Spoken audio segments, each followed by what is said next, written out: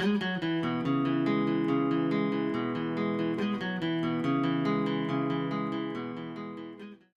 guys, this is a response video to Marina from A Makeshift Library, and her video is called Book Buying Pledge, and I'll link that down in the description box below so you guys can watch that and see what I'm talking about. But basically, she talks about how she buys books for cheap, like online or at thrift stores like Goodwill or just, local thrift stores, and how she can buy 10 books for the price of one book going to Barnes & Noble or something like that, and how so many bookstores are now closing, and just how she wants to buy more books from bookstores like Barnes & Noble.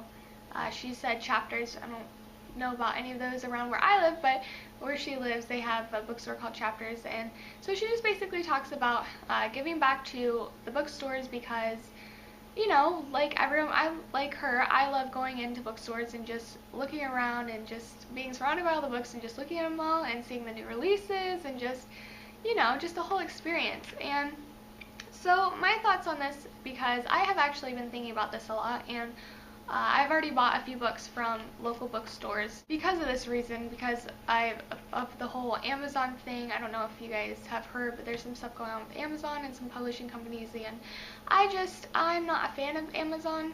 So I've been thinking about this a lot myself, and I really loved watching her video about this, and I just want to talk to you guys about it and see what you guys have to say about it too, if you want to tell me down below in the comment section. But from really little, I'm a big thrift shopper, and I love thrift shopping. I love antiques.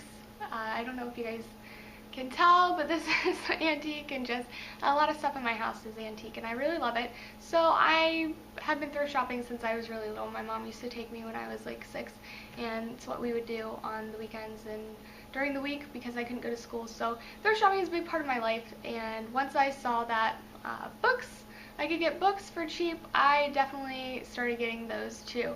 I can find a lot of cool books that I can't find in regular bookstores, but I also, now looking back on it, I really do want to support my local bookstores, and really, like Marina was talking about, it is a concern because more and more bookstores are closing down.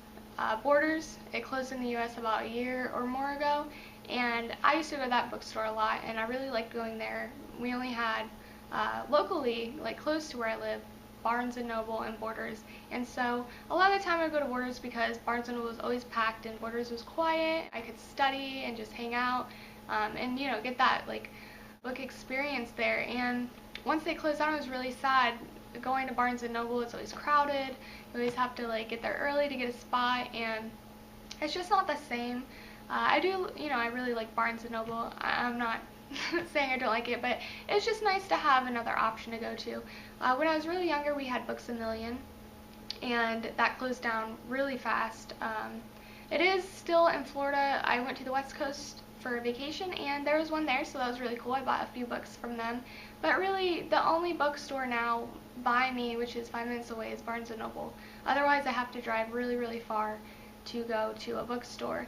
So just knowing that all these bookstores are closing is really sad, and I do hope that we can all stop buying from Amazon, and because that really hurts the bookstores. Also, I'm going to start buying more books from the bookstore. I know it might be more expensive. A lot of the times the reason that I buy books cheap is because now being an adult, I have bills to pay, and buying a ton of books that are at the regular price is just too expensive for me.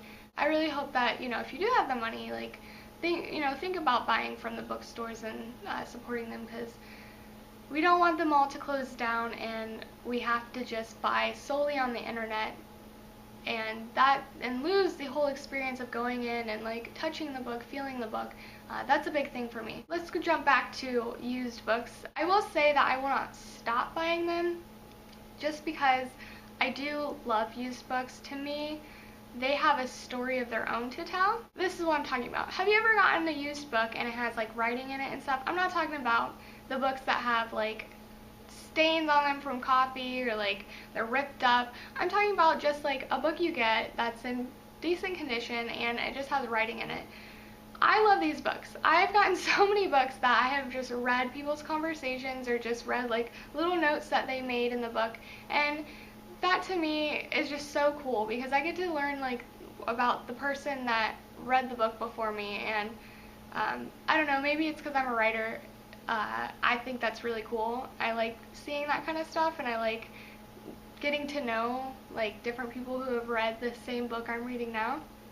But one time I got a book, and it was just like this whole conversation these girls were having in class, and you could tell it was in class because they're like, so and so's hair is awful today, or like whatever. I don't even remember, but it was so funny. I was just cracking up, and it's just those little things that it's just like you don't get with a new book, obviously. But then on the other side, I love buying new books because buying new books, you got the new book smell, it's fresh, you get to, christen the book, like, it's not, it doesn't have those worn edges and everything, and you get to break it in and make it your own. So I'm definitely like half and half. I love used books, I love new books.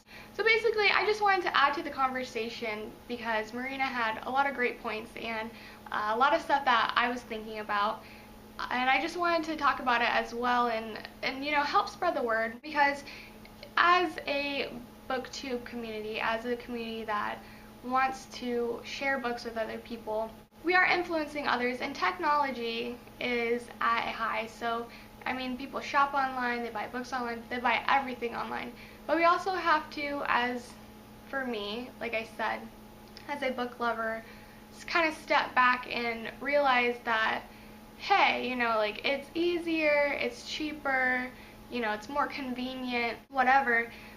I do have to remember that I love going into these bookstores, and that if I'm not helping them and I'm not giving them, I'm not giving them my business, that they're going to shut their doors, because I might be one person, but there's thousands of others who are doing the exact same thing as me.